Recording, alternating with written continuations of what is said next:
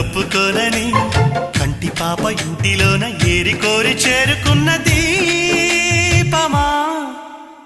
అల్లం నేరేడు కళ్ళతానా ప్రేమ వల్ల పట్టాను పిల్లదానా